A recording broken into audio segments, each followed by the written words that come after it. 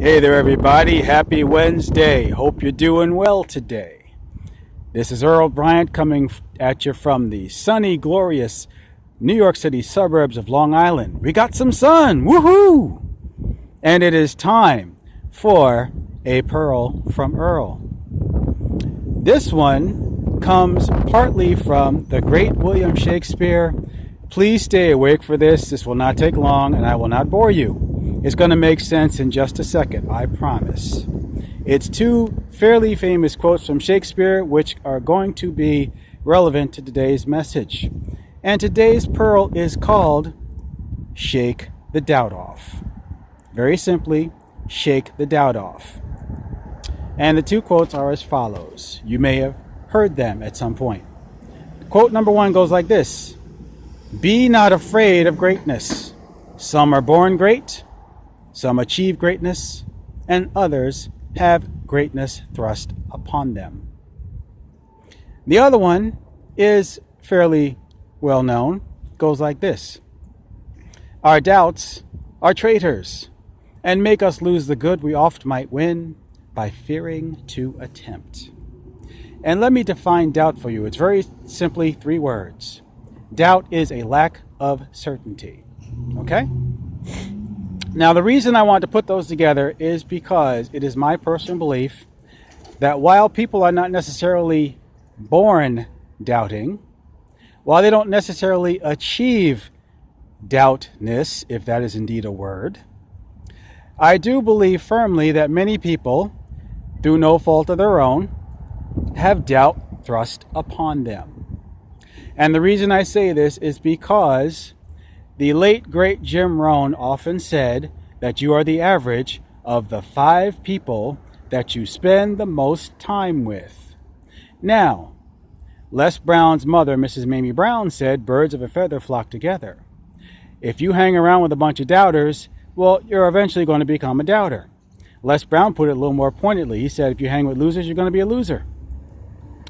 And the reason I say that is because at some point, the people you hang around are going to rub off on you. Their actions, their attitudes, their character, their mindset, their perception of life, their view of pretty much everything is going to rub off on you because you're going to spend that much time in their presence, and by default, you're going to adopt a lot of their mannerisms. And if you're hanging around a bunch of doubters, a bunch of people who see an opportunity and shrink back, who hesitate, who draw back, who make excuses and say, oh, that's a scam, that doesn't work, that's rigged, that's for other folks, or it worked for them but not for me. Well, as a matter of course, you're going to do the same thing because you have adopted those patterns and those thoughts and that mindset, and you haven't done any different because those are the people that you spend all your time around, and that's going to be your perception of reality, is that you can't do all those things that you have an actual opportunity to do. And it's very simply that you doubt your capabilities. And in a lot of cases, people have doubt put on them. And because they don't know how to handle it, they can't help but become doubtful themselves. And later on, they may infect other people with doubt until they get their minds right. Now, I am reminded of a cartoon I used to watch with my son when he was little called VeggieTales. And there was a quote from one of the episodes that I found rather telling. One character was talking to another character about the subject of anger, but he said something I believe that applies to this discussion. He said to this other character that when you hang on to anger, your anger will hang on to you. Well, I submit to you that when you hang on to doubt, doubt will also hang on to you. And the best way to get rid of doubt, you might not be able to do the 0 to 60 thing or the leaping tall buildings in a single bound like Superman thing, but you can let go of doubt little by little. Even if you can only let go of it, say, a fingernail at a time. Say that you have a kung fu grip on doubt and you want to have doubt let go of you. Well, the best way for doubt to release its hold on you is for you to start letting go of it and not worrying about what's going to happen. But even if you have to do it a little bit at a time, a little grain at a time, just shaking doubt off here and there. And the best way to let go of doubt is to cut it off with the first 2 letters. And those first 2 letters are D-O, as in do, as in take action. And the reason a lot of people get saturated with doubt is because they get the idea that the only way they can actually do anything of any consequence is if they are convinced ahead of time and 100% sure and certain that they can accomplish what they want to do without failing before they actually begin to undertake it. But what they don't realize is that such thinking is backwards, because the only way you can find out what you can actually do is to go do it. And like some very good friends of mine have told me recently, imperfect action beats perfect inaction every time. So even if you have to do it wrong to get it right, then go ahead and do it wrong. Because like some very good friends of mine also said, you don't have to get it right, you just have to get it going. Because as you go, as you move along the way, you can correct, you can adjust, you can improve, and you can make it better over time, little by little by little. So don't get all hung up trying to be perfect.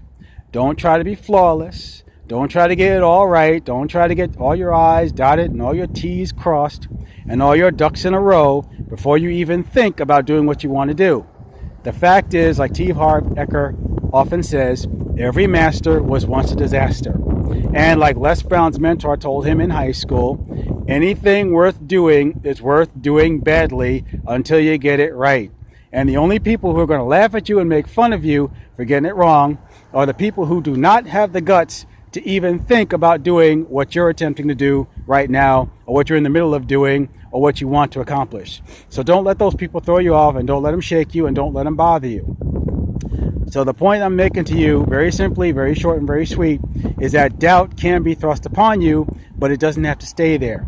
You can shake the dust off, you can take the dust off, or the doubt off as if it were dust, a little bit at a time, and you can let go little by little by little and make gradual progress and get better day by day in every way, little by little, here a little and there a little, and then you get everywhere a little.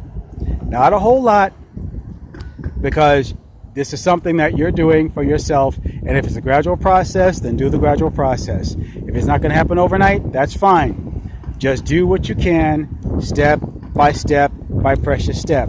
It's like Dr. King once said, you don't have to see the whole staircase to take the first step.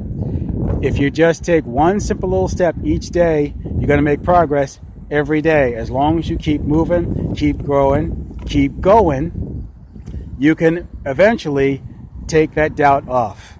And at the end of the day, you can shake that doubt off like dust, and you can be successful because you don't have to allow doubt to be thrust upon you. And that is today's Pearl from Earl. It's my hope you got some value from it, and if you did, please like, share, subscribe, pass this on to someone you believe can get some benefit from it. And if you want more information like this, please reach out to me. Click on the link in my bio. I'll be happy to share with you the group of people that are showing me how to be successful along these lines, and how you can overcome doubt and achieve greatness in your own life. Because as Ray Lewis said, greatness is a lot of small things done well, day after day, workout after workout, obedience after obedience, day after day. So click the link in my bio, and I will be happy to introduce you to people that can help you to overcome that doubt and to shake that doubt off like it was dust. And again, this has been Earl Bryant coming at you from the suburbs of New York City, Long Island, the very sunny suburbs. It's been my privilege and honor to share this with you. And until the next time we get together for another Pearl from Earl, when I hope to see you right back out there, I'm signing off saying take care, be well, be blessed and not stressed, and make it a great, fantastic, and fabulous 2019. Bye for now.